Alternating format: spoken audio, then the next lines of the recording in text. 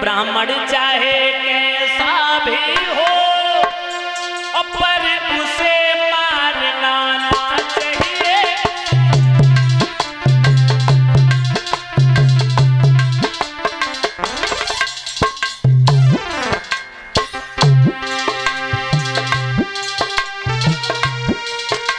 ब्राह्मण चाहे कैसा भी हो पर उसे मारना ना चाहिए। और बाल हत्यारा कोई सही पर उसे छोड़ना ना चाहिए।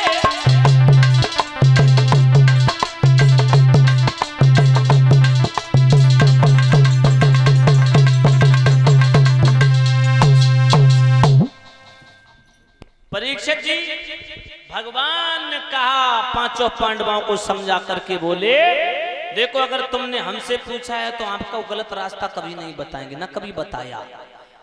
सच बात तो ये है, ब्राह्मण चाहे कैसा भी हो उसे मारना नहीं चाहिए, और बाल हत्यारा कोई सही उसे छोड़ना नहीं चाहिए। हे पार्थ, ये ब्राह्मण है, मारना नहीं। भीम बाल हत्यारा है, छोड़ना नहीं। अब तो परीक्षित जी पांडव असमंजस में पड़ गए, बोले मारना भी नहीं और छोड़ना भी नहीं, आखिरकार करूं तो करूं क्या? हमारी तो समझ में कोई बात नहीं आ रही, पांचों पांडवों की बुद्धि खराब। भगवान बोले देखो ये ब्राह्मण है, मारना नहीं चाहिए, और ये बाल हत्यारा है, किसी कीमत में छोड़ना नहीं चाहिए। अब बातें तो परीक्षित जी दो हो गई, मारना भी नहीं और मार भी दो। मारना भी नहीं और मारना जरूरी है। अब तो पांडव असमंजस में पड़ गए, कुछ समझ में नहीं आया। धर्मराज ने दोनों हाथ जोड़े, कहा प्रभु आपके शब्दों में, आपकी वाणी में एक नहीं अनेक अर्थ हुआ करते हैं, आपके एक एक शब्द का। आखिरकार आप कहना क्या चाहते?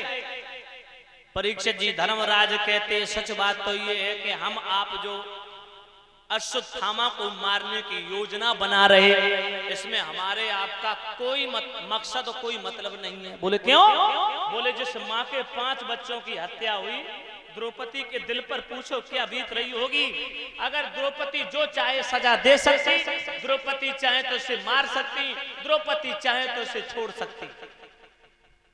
परीक्षित जी द्रौपदी के सामने अश्वत्थामा को खींच करके लेके गई पांचों पांडव। अश्वत्थामा ने द्रौपदी के सामने दोनों हाथ जोड़े, एक बात कही कि ली चला खूब उस चलती में, और जितनी चल सकी हमारी है, और मारो तो न्याय समझता हूं, छोड़ो तो दया तुम्हारी है। द्रौपदी मैंने तुम्हारे 5 बच्चों की हत्या की, मैं कातिल हूं, हत्यारा हूं, मैंने तुम्हारी गोद सोनी कर दी, मैं आपके सामने खड़ा हूं। आप चाहो तो मुझे मृत्यु दंड दे सकती, आप चाहो तो मुझे क्षमा कर सकती।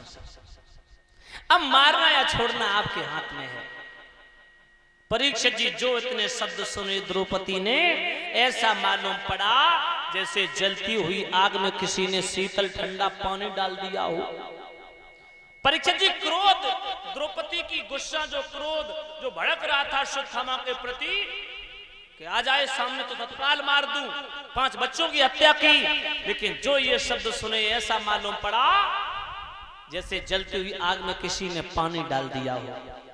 द्रौपदी ने परीक्षित जी मन में सोचा अगर अश्वत्थामा को मृत्यु दंड दे दिया तो मेरे पति मार देंगे अश्वत्थामा को, लेकिन अश्वत्थामा को मारने के बाद क्या मेरे बच्चे जीवित हो सकते? बच्चे तो जीवित नहीं होंगे, लेकिन जितना दुख मुझे है मेरे पुत्र मर जाने का, उतना ही दुख अश्वत्थामा की मां को होगा, क्योंकि वो भी एक मेरे जैसी मां होगी। तो परीक्षित जी द्रौपदी ने कितने सुंदर शब्द कहे, कहा हाथ जोड़ करके अपने 5 पतियों से मैं निवेदन करती हूं, जो किया वो परमात्मा ने सजा देंगे, लेकिन मैं ये चाहती हूं, ये गुरु के पुत्र हैं, ब्राह्मण हैं, इनके प्राणों की भिक्षा मेरी झोली में डाल दो। परीक्षित जी अश्वत्थामा के प्राणों की भीख मांग ली। अश्वत्थामा प्रसन्न हुआ, बोले मौत के मुंह से निकल आए, जान बच गई। अश्वत्थामा परीक्षित जी अति प्रसन्न हुआ, मगर पांचों पांडव दुखी हुए। लेकिन भगवान कन्हैया मुस्कुराए और मैया द्रौपदी की विचारधारा को देख करके भगवान ने पीठ को थपथपाया और द्रौपदी की बहुत ही प्रशंसा की, का बहन श्री कृष्ण